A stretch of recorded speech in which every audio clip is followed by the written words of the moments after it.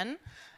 So we're here with John Donovan, who was the first employee of Lending Club and its Chief Operating Officer. So I think we want to take this time to sort of get an insider's view into what it was to kind of be with Lending Club at its early days. I don't think people were using the word fintech then. So, so tell us just, I guess, how you got to know the company and how you became its first employee. Sure. What's interesting is to go a little bit farther back, you hear about the space fintech and what people have certain experiences, and that it's all younger people starting technology. I was the older guy who had background from MasterCard. I worked for MasterCard in New York, worked for them in Brussels, worked for them back in New York, did another startup called Border Free. So really had that kind of regulatory understanding in the financial services background. So I ended up, while I was at this company called Border Free, a mutual friend, Luke Hardy, who was friends with Renaud, who had the idea for Lending Club. Renaud had said, hey, I need somebody who understands financial services. Can you introduce me to somebody? So I ended up getting on the phone with this crazy French guy who started explaining person-to-person lending, which I hadn't really heard about. It had existed in the UK with Zopa, but not in the US. So got the understanding from him of what the space was and really what he was looking for. And because I had that background in financial services, it made sense to get together. So how important do you think that background is for a company to be successful in this? Well, obviously you have it, so. Well, it's funny. I was listening to a lot of the discussions earlier, and I think when you look particularly at fintech, you look at what's happening in the UK, you look at what's happening in France, in the US, there are all these regulatory agencies. You do have to play in a grown-up world in terms of, are you compliant with Know Your Customer? Do you need to register with the SEC? Are you a bank, and how are you licensed by the banks? So you really do need that aspect of somebody who's been there and somebody who understands that environment to make sure you don't make the wrong decision. Because a lot of times, and we've seen this with companies in Bitcoin, we've seen this in companies in other spaces where they might come out and not comply with a regulatory ruling, and then they find out 6 months later or a year later they need to pay a fine. And that's always a challenge. So it was really a benefit that I had that background and met up with somebody who had a passionate idea. So what drew you to the company? It must be, having had a sort of a corporate career before, why did you say, yeah, let's do this? It's gonna be 3 of us, or how many you were at the time? Yeah, initially it was 3. And looking at the space, I had worked for MasterCard for 17 years. I went to work for this company, Border Free, for 2 years, and had talked to my wife about, well, I want to try a startup that nothing exists. It's an idea. And how would we go get the funding? How would we go and do these other things? So the background, everything else was incredibly important to that. The idea itself, I had worked at MasterCard. When I started, there were 50 banks that represented a little less than half of all the revolving debt in the United States. By the time Renaud talked to me about the idea, there were 5 banks that represented more than half. So effectively an oligopoly. And those banks really weren't competing. And it just seemed like such a great opportunity to get out and compete with the banks using new technology. And it's something that had been done before to a certain extent. You had companies like MBNA in the United States that did affinity branding, Capital One. Both subsequently came over to the UK. So people had shown before how you can beat the banks, or at least grow with banks as co-opetition or whatever you want to call it.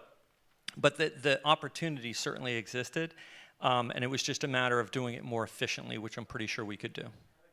So did you have any times where you thought, uh-oh, this is not going to go anywhere? Or what were some of the challenges you think you had, but maybe might be common for companies in the space? Yeah, I think from the very beginning, and we heard some of the venture people talk before about what they look for with companies. And I look at it, I guess similarly, to me it's the 4 T's. It's total addressable market, and for Lending Club that was a $400 billion market. Timing. So are you the first out? Can you go through? We were not the first. There was a company called Prosper that was already active in the United States, but we thought they had some product issues that we could compete with. Team. which is, initially it was myself, Renaud, and Joaquin Delgado, who was running technology. But we very quickly hired up a dozen people that were wonderful to go through and build a company with, and technology. And really where I was brought in was for financial services, so linking in Lending Club with the credit bureaus, TransUnion, putting them in touch with the banks so that we could process financial transactions, making sure that we had a credit policy and that we complied with all the things we needed to comply with, but then relying on young, hot technology folks that really knew how to build the system the right way and make it significantly more efficient. And did you have an aha moment where you actually thought, oh, wow, like we're really growing? After the moment, did you have a... So, when we launched, Prosper was already very active. They were an auction model. We didn't believe that that was the way it was going to go, so we priced all the loans ourselves.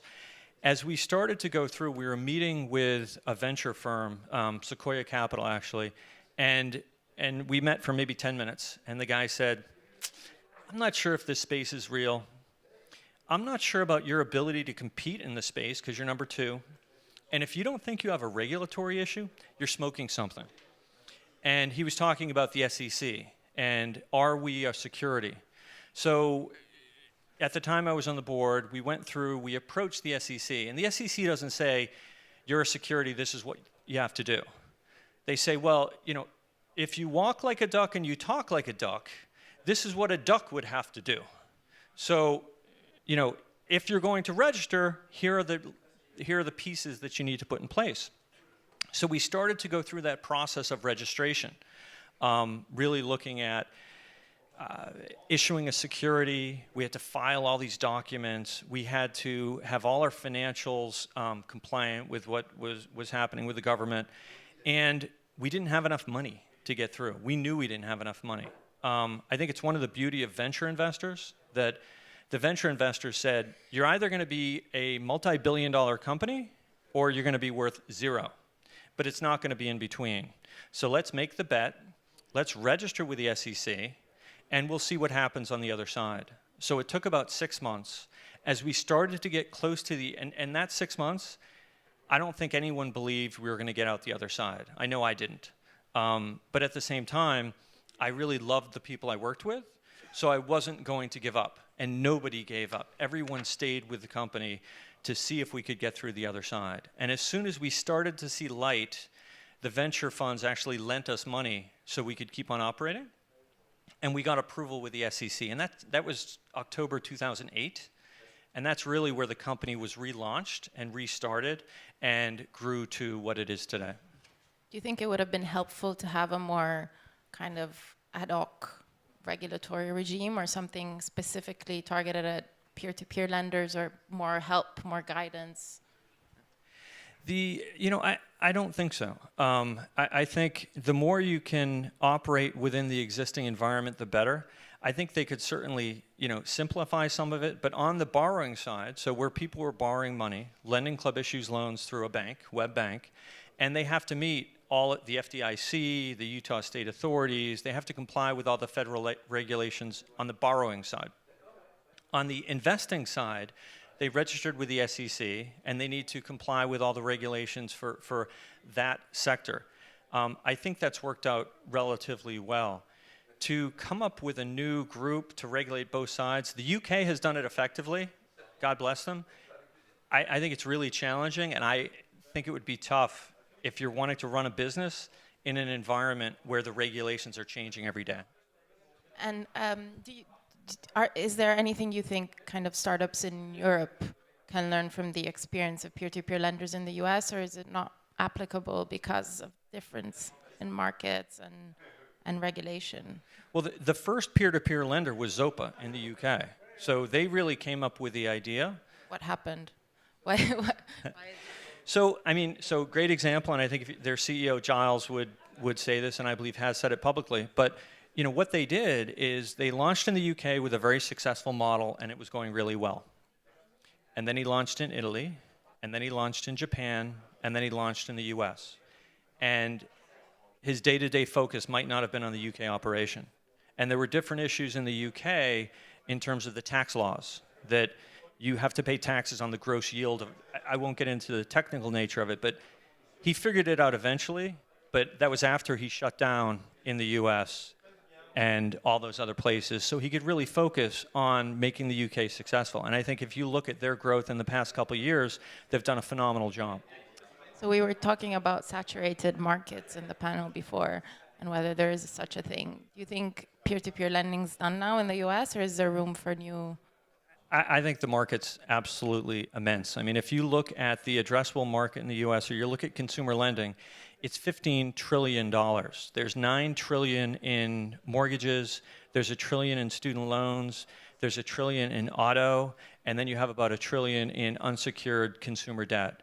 So it's an absolutely huge space, and you've got 5 banks that are controlling a little over half of it. If you talk to those bank CEOs, Jamie Dimon from Chase has recently said, look, we're looking more to partner with these companies. They're able to do these things better than us, faster than us, and they're looking to partner with those different communities. Vikram Pandit, who was the former CEO of Citibank, was just speaking on a 60 Minutes episode this week about how he's invested in marketplace lenders and believes this is going to be the way that the industry comes through. I don't really see it as an all, it's the banks that win or it's the marketplace lenders that win. I think the marketplace lenders are helping the banks become more efficient, and the weaker banks will not do that, but they'll rely on the marketplace lenders to go through and do their online lending. Again, same thing happened back in the 90s with MBNA and Capital One. MBNA had an affinity strategy. They did direct mail and customer service better. They ended up taking off in the sector to get to about $150 billion in revolving debt. Citibank and others eventually copied them, and then Bank of America acquired them. It wasn't that the bank developed this on their own. They ended up buying that asset. So, I mean, obviously, Lending Club has done pretty well for itself, but the stock has been falling over the past few months, as has On Deck. So, what's going on there, I guess? Yeah, and again, my point of view is very biased. I still hold Lending Club stock. You know, if you look at the company when it IPO'd at about $15. There was a lot of demand for it. There's a great Forbes article called The $658 Billion Problem that I think describes it well. But there wasn't enough stock that was floated, so the stock price went up to $29. People like myself were locked up for 6 months, so you can't sell. Venture investors who have to distribute can't sell. So after about 6 months, they have to distribute to their partners, and it ends up that there's excess supply. So I don't think it has a lot to do with the underlying merits of the company. The company's been growing 100% revenue growth year on year. It's getting more efficient. I think there's a great future for where it goes through. The stock price has really been something completely different that hopefully will catch up. Now, I think at the same time, you look at On Deck with their earnings yesterday. I don't know what the stock is doing today, but they missed earnings. So the market is very challenging if you miss your earnings. Lending clubs come up in a week.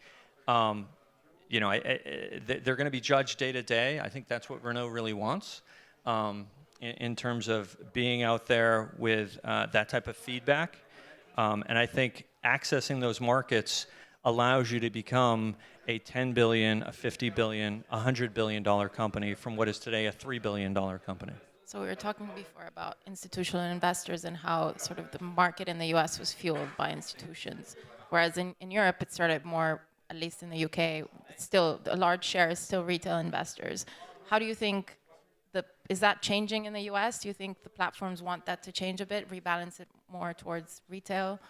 Yeah, definitely. So if you look at when Lending Club and Prosper and Zopa first started, it was literally individuals going in, picking loans, and investing in other individuals. If you go to about the 2010 timeframe, institutional capital started getting much more interested because of the yields. They have all this cash that they had to put to work. But what's happened this year is that the institutional capital has really pulled back. So, you know, because of a variety of reasons, that market has pulled back slightly, and both Lending Club and Prosper are looking to enhance the retail sides of their business. I think when you look at it long term, you look at insurance companies, you look at just watching CNBC this morning, negative rate environment in Europe, negative rate environment in Asia. Where are you going to get the yield? The yield is coming from a few sectors. It's certainly in consumer lending. So I think long term it looks really good. And I think they're going to have to look at some interesting things between now and then. If you're familiar with SoFi that does student lending, so the CEO of that, Mike Cagney, has put together a fund to invest in his loans. So he can start to attract, put together an institutional capital vehicle that can reach a broader array of consumers to start to open that up. So isn't there, maybe that's just isn't there a bit of a conflict of interest in a fund owned by the platform, right? Because the incentive for the platform is to keep originating, and then you'll have a fund that they manage that will continue to invest, right? How do you balance that out? Yeah, that's, what they're doing is one way to do it. I think you bring up a great point. What is that Chinese wall that you have between making that investment decision and going through? So I think Lending Club is looking at something slightly different with Goldman Sachs and Jefferies in terms of opening that up, where you have institutional capital professionals that are outside of the company itself. I think going to something like an index fund where individuals could invest directly in it and they're not being led in a certain direction makes sense. I think there's a lot of ways that it could happen, and I don't think anyone has found the exact right one yet. So do we have time for one more? One extra question if you want, yeah. So to conclude, you mentioned Goldman, right? About a couple of months ago, they mentioned they would launch their own online lending. And then you mentioned the partnerships with the banks. Right. Do you think the banks still have a chance in this market, or do they need to kind of partner to Goldman's a great example. Goldman said they were going to launch a marketplace lender. They started 2 years ago. They haven't launched yet. Blackstone looked at a similar thing. They haven't launched yet. I think when you look at these larger entities, banks, whatever you look at, if they don't have that DNA of typically younger technologists straight out of school, they're not going to make the right choices. They're not going to find the efficiency. I've been approached by different banks to look at things for them. And the question I always ask is, do I have to use your lawyers? Because if I have to use your lawyers, I don't think we're going to get anything done. I was at a presentation and the head of Wells Fargo Cards was speaking. And this guy is a business owner, and he said 70% of his time is spent on compliance. So when you look at those types of challenges, I think the banks will partner, and I think there are great opportunities to partner in terms of more efficient technologies that can do it for those banks. And the banks are where people put their money. Okay, thank you very much. Thank you.